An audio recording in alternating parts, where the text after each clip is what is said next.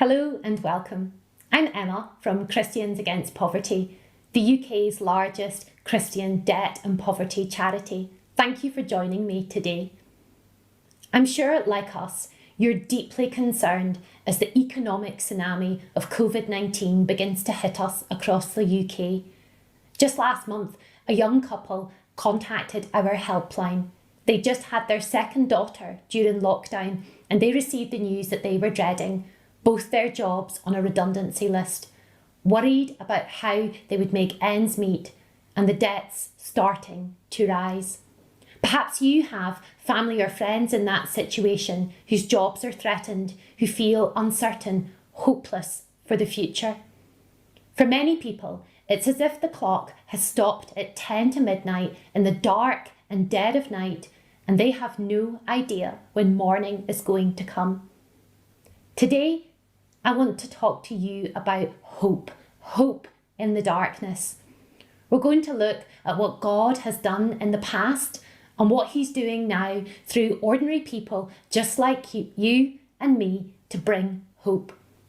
I'm going to introduce you to an amazing lady called Sharon. You do not want to miss her story as she shows us what it looks like to have eternal hope come flooding in to her life in the darkest of situations. During his time on earth, Jesus was all about hope, especially for those on the margins of society. As he began his ministry, he described his mission through the words of the prophet Isaiah on the scroll that he read in the temple. We read these words in Luke chapter 4. "The Spirit of the Lord is on me, because he has anointed me to preach good news to the poor.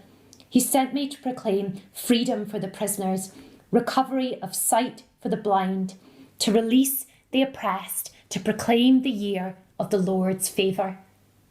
You can hear the hope in those words, can't you?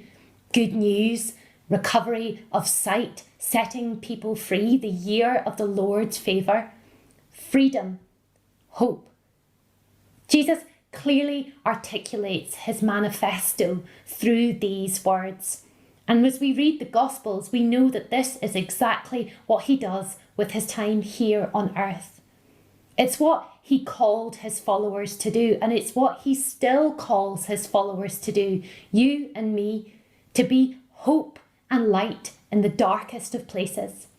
200 years after Jesus read those words, the early church faced its own pandemic crisis, the plague of Cyprian. This ravaged the Roman Empire.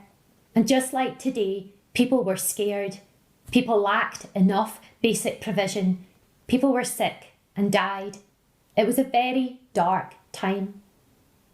The fledgling Christian communities had a choice to make in those moments. What did it look like to bring hope? What were they going to do? What they did was so radical, so powerful. Historians suggest that it's responsible for the explosion of Christianity across the Roman Empire. But what they did wasn't complicated. They did exactly what Jesus called them to do, to be good news, to be hope. They started reaching out, caring for the sick, providing them with food, giving sacrificially of their time and their money. You see, it was the followers of Jesus who rose up and rather than being overwhelmed with what they saw, step away from it, they absolutely stepped towards it and began to offer help and hope and light into those situations. It was the practical support and the good news of the gospel together that they brought. And as the Christians noticed the poorest, the world noticed them. The growth in Jesus' followers from this point in time onwards was vast, and Christianity began to spread. And here we are today, facing another pandemic. Yet again, people are scared, lonely, isolated. They don't have enough basic provision.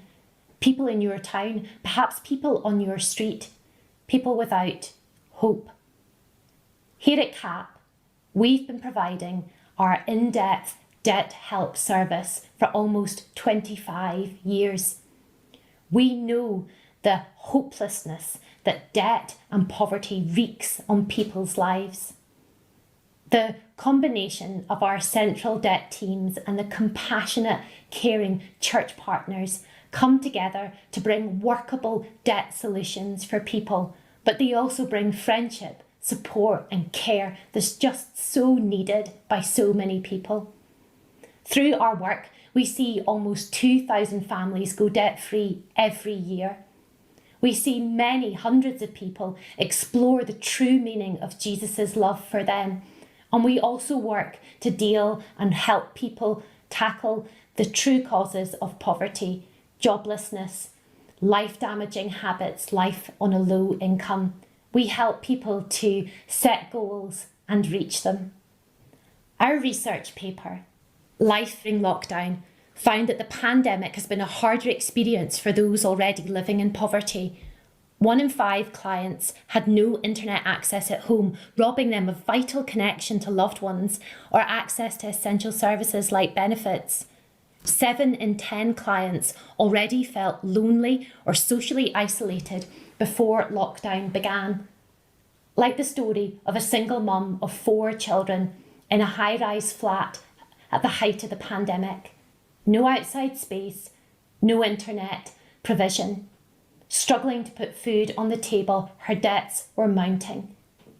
Can you imagine the stress and anxiety of that situation? The fear, the darkness. What if, in the months and years to come, the local church was known as the place to get help? What if the local church was known as the place where the dawn of hope and light could come flooding into people's lives again? This is the vision at the heart of CAP. A vision that says practical support and the love of Jesus go hand in hand. A vision that says the local church is the hope that society needs. A vision that says hope to a world in darkness is you. You have the opportunity from your home right now to bring hope into somebody's life. What does that hope look like? Let me introduce you to Sharon, and she can tell us something of her story.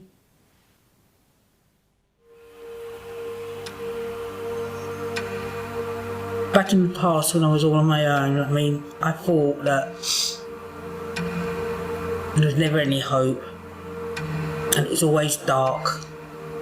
I never thought like God would ever be able to use someone like me.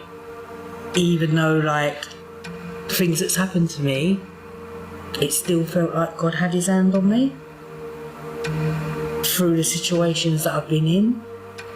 So to me, that's always been my dark side of my life. Sometimes it catches up with me, but now it seems like now I'm living in a brighter, more bigger, more colourful life. So to me it is like night and day. My ex-partner wouldn't let me have any money, so that's the reason why I had to take out loans, and he was taking out loans in my name as well, so yeah, it was all down to me. That's how I started to get myself in trouble. It was because I had 7 kids. That's one of the reasons back then why I couldn't do work, because I was either pregnant or they was all still little and I couldn't work, and I felt I was stupid anyway, because he used to tell me I was stupid, I was fat, I was ugly. And he used to manipulate me like that, so I was underneath his control until I used to run away for a little while, go into a hostel. And then he used to turn up outside the hostels, and the hostels couldn't have the other women in there frightened, and I had to go back to him. I had nowhere to go with the 7 kids, so. And then that's when I started to get like private place to live in, and then of course as soon as I got that, that's when the letters started coming. Letitia actually answered the door to the bailiffs, and they come into the house. I hid in the bedroom, on the bedroom floor, curled up in the corner while they was actually taking my stuff out the house. So hard for me to actually see that happen, and they were saying, "Mummy, help us. These men are taking our stuff." I was saying to them, "You can take the washing machine, you can take that, but just can you leave the kids' stuff alone?" They wouldn't. Sorry. I hate going back there. I didn't want to live no more. How am I going to get out of this situation?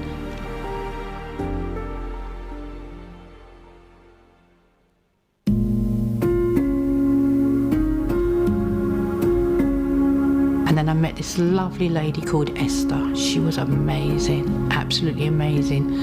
And I started telling her bits about my story of my life and stuff like that. And she said, "Oh, I can help you.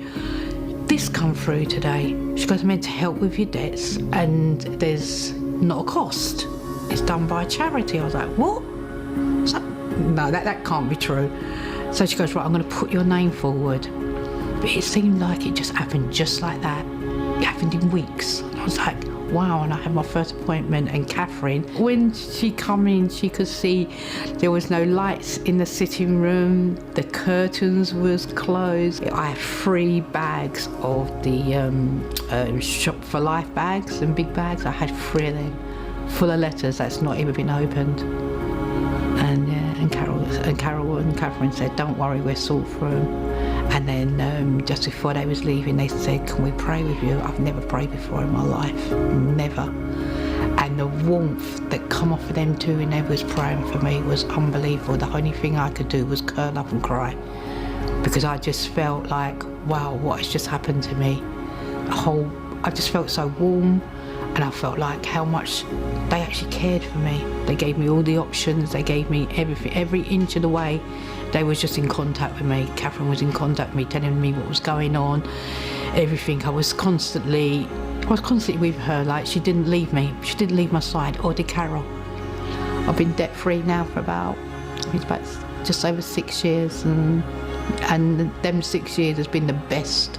I've got to say, the best time of my life, because I've got family, I've got friends, I've got all sorts of stuff now, and I've actually got a life. I'm walking my life with God, and yeah, it's amazing.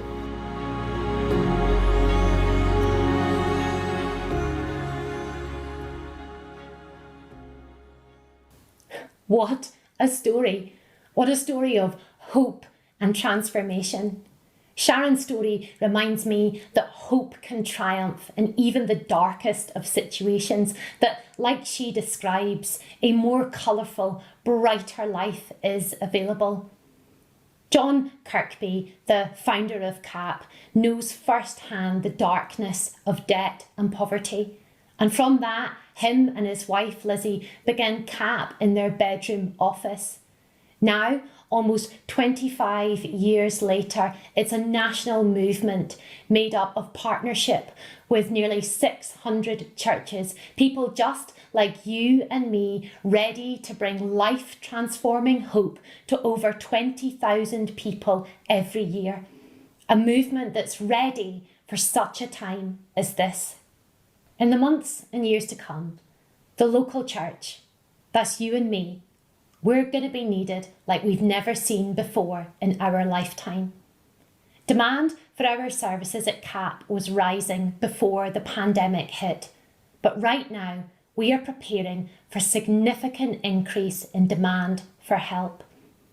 Between March and August this year, the number of people claiming out-of-work benefits rose by 1.4 million. That's 1.4 million people who've seen their incomes plummet, their livelihoods taken away, debts start to rise.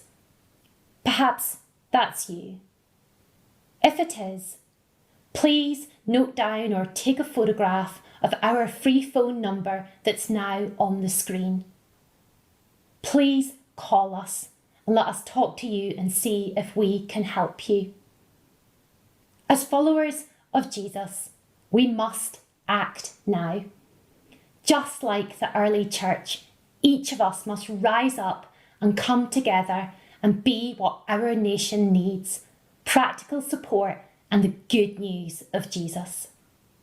We're only able to help people like Sharon, because people like you choose to give the gift of hope through your donations. We might all be spread at home. We might never meet. But CAP is a picture of the extraordinary things that God can do when his people come together. So far in 2020, over 34,000 households have chosen to give a donation to the work of CAP. That's meant that so far we've seen 1,618 families go debt-free this year. Families have light in the darkness. If you're one of those households, thank you. Thank you so much. Your giving has transformed lives. But we know there are countless more precious people like Sharon who are still trapped in the darkness. People who are missing meals daily, people going without gas and electric, people who are dreading the cold, dark winter months. And so I want to ask you, will you give the gift of £12 today? Your gift of £12 could help the next person like Sharon that contacts us for help. That could be somebody in your town, someone watching this service right now. Your gift of £12 could enable us to answer that call and help that person to begin their journey, begin to be the glimmer of hope in an otherwise dark sky. To give that gift of hope right now, go to capuk.org/Sharon on your laptop, mobile or tablet. Today, you can be the dawn of hope for someone trapped in the darkest of nights. We'll take a few minutes of reflection to let you do this.